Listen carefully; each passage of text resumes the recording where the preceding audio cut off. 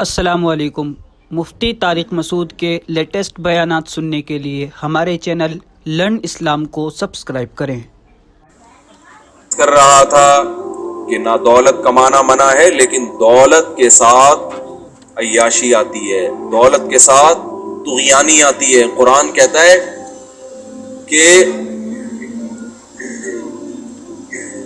وَلَوْ بَسَطَ اللَّهُ الرِّزْقَ لِعِبَادِهِ لَبَغَوْا فِي الْأَرْضِ، اللہ اگر سب کو مالدار بنا دیتا نا، زمین میں سرکشی بڑھ جاتی، سب میرے نافرمان ہو جاتے ہیں۔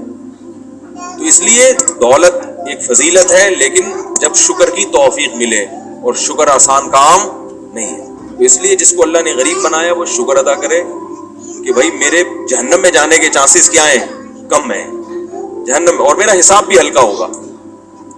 غریب آدمی کا حساب کیا ہوگا بیچارہ، اس سے اللہ پوچھے گا کہاں سے کمایا، کہاں خرچ کیا، کہے گا اللہ اتنی مشکل سے دیہڑی ملتی تھی، اس پہ بھی تانے ملتے تھے، جو تھوڑے بہت اس میں بھی حرام ہوا ہوگا ویسے ہی معاف ہو گیا ہوگا تانوں کی وجہ سے۔ اور خرچ کہاں کیا، خرچ یہی کیا کہ وہ کبھی کبھار وہ سوکھی روٹی خرید لی، اسی ٹکڑے والے سے روٹی خرید لیا کرتے، کوئی حساب ہی نہیں۔ حساب ہوگا وہ جو بڑے بڑے بیٹھے ہوئے ہیں نا دنیا میں، کتنا مشکل حساب ہے نا، 5 ارب ڈالر کا حساب دو، یہاں تو وکیل ہو رہے ہیں، ہو رہا ہے وہ رہا ہے، وہاں بڑے بڑے لوگ چوڑے میں آئیں گے کہ 5 ارب تو دنیا کو پتا تھا، باقی تو اللہ کو اصل پتا ہے کہ کتنے کمایا اور کہاں خرچ کیا، کمایا کیسے یہ بھی حساب دینا پڑے گا، خرچ کہاں کیا یہ بھی حساب دینا پڑے گا، تو بہت مشکل۔ تبھی حدیث میں آتا ہے کہ دولت مند لوگ غریبوں سے 500 سال کے بعد جنت میں جائیں گے، 500 سال کے بعد ان کا بہت لمبا حساب و کتاب ہوگا۔ تو جس کو اللہ نے جو بنا دیا اس پہ شکر ادا کرے، البتہ کوشش کرے۔ میں کہتا ہوں غریبوں کی 2 قسمیں ہوتی ہیں، ایک جو اللہ کی طرف سے غریب ہوتے ہیں، ایک جو اپنی حماقتوں سے غریب ہوتے ہیں۔ حماقتوں سے غریب مت بنو۔ حماقت کیا ہے؟ سستی، کاہلی، کوئی پلاننگ ہی نہیں ہے، بیٹھا ہوا ہے بس، تو یہ اپنی حماقت سے، اس کی اللہ کی طرف نسبت نہیں ہوگی کہ اللہ نے مجھے غریب بنایا ہے۔ بھائی اللہ نے جو آپ کو صلاحیت دی وہ تو آپ استعمال ہی نہیں کر رہے۔ ہاں آپ پوری صلاحیتوں کو استعمال کرو، پھر بھی اللہ آپ کو غریب رکھے، تو یہ کس نے بنایا ہے؟ یہ اللہ نے بنایا، اس پہ اجر بھی ملے گا۔ علماء کہتے ہیں قرآن و سنت ہی سے یہ بات ثابت ہے۔ ایک صاحب میرے بیان پہ اعتراض کرنے لگے، علماء کے اقوال سنا رہے ہوتے ہیں، قرآن و سنت نہیں سناتے، تو علماء جو صحیح علماء ہیں نا وہ قرآن و سنت ہی کا نچوڑ بیان کر رہے ہوتے ہیں۔ قرآن بھی تو سناتا ہے نا پیغمبروں کے ارشادات، لقمان علیہ السلام کے واقعات، لقمان علیہ السلام کی نصیحتیں۔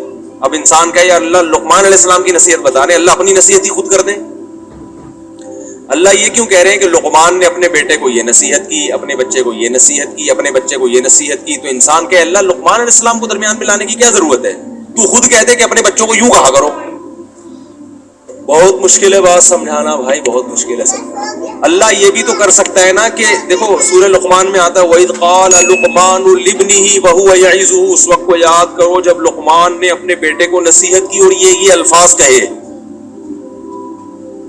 وہ الفاظ کیا تھے؟ یا بنی اقیم الصلاۃ، اے بچے نماز قائم کرنا، وَأْمُرْ بِالْمَعْرُوفِ، نیکی کا حکم کرنا، برائی سے روکنا، اس پہ جو تکلیفیں آئیں اس پہ صبر کرنا۔ ایک نیکی اگر تو پہاڑ کی کہیں کھائی میں بیٹھ کے بھی کرے گا نا، کسی غار میں بھی، وہ اللہ نکال کے لے آئے گا، برائی بھی لے آئے گا، نیکی بھی لے آئے گا، تو چھپ کے کبھی برائی نہ کرنا کہ کوئی دیکھ نہیں رہا ہے۔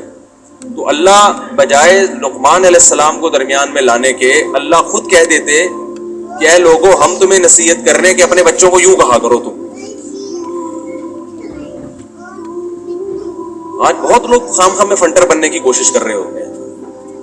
تو اللہ نے لقمان علیہ السلام کا تذکرہ کیوں کیا ہے؟ یہ بھی ایک نصیحت کا ایک ایسا انداز ہے جس سے انسان کو رغبت ہوتی ہے کہ ہمارے جیسے انسان تھے لقمان علیہ السلام، وہ اپنے بچے کو جب یہ نصیحت کر سکتے ہیں، اور اللہ کو ان کی نصیحت اس لیے پسند آ رہی ہے کہ یہ نصیحت قرآن و سنت کے عین مطابق ہے، تو ہم اپنے بچوں کو یہ نصیحت کیوں نہیں کر سکتے؟ جب کوئی عمل کر کے دکھایا جاتا ہے نا تو اس سے انسان کو زیادہ عبرت حاصل ہوتی ہے۔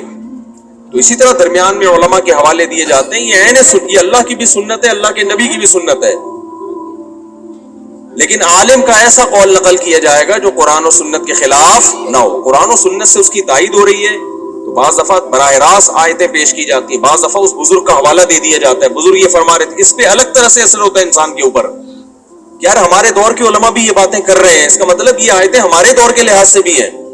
یہ ایک انسان کی طبیعت مائل ہوتی ہے، اور یہ پوری دنیا میں چل رہا ہے. بزرگوں کے اقوال، انگریز اپنے بزرگوں کے اقوال پیش کرتے ہیں. شیکسپیئر کا یہ ارشاد ہے، فلاں نے یہ کہا، فلاں نے یہ کہا. تو مسلمان کس کے اقوال پیش کرتے ہیں؟ اپنے بزرگوں کے. السلام علیکم. مفتی طارق مسعود کے لیٹسٹ بیانات سننے کے لیے ہمارے چینل لرن اسلام کو سبسکرائب کریں. اللہ پاک مجھے اور آپ سب حضرات کو اس مفتی صاحب کے اس بیان پر عمل کرنے کی توفیق نصیب عطا فرمائے، اور مفتی صاحب کی عمر میں برکت نصیب عطا فرمائے. اور مفتی صاحب کے لیٹسٹ بیان سننے کے لیے ہمارے چینل لرن اسلام کو سبسکرائب کریں.